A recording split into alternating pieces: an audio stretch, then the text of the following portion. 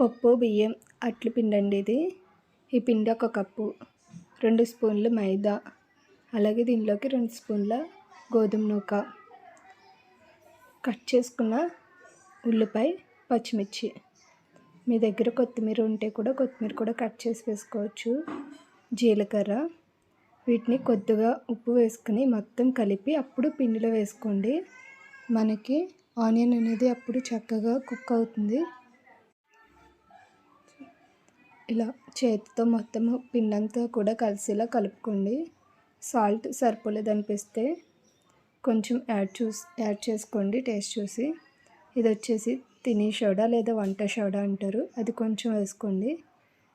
ఎప్పుడైతే మీరు బజ్జీ వేయాలనుకుంటున్నారో అప్పుడు వేసి కాగిన నూనెలో వీటిని చిన్న చిన్న బజ్జీలుగా వేసుకోవడమే.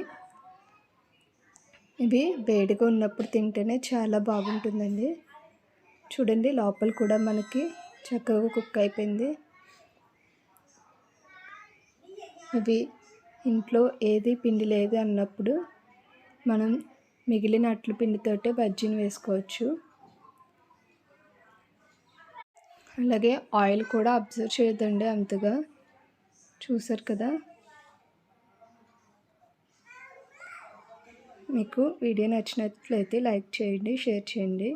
మీకు నచ్చిన చట్నీతో దీన్ని ఎంజాయ్ చేయండి.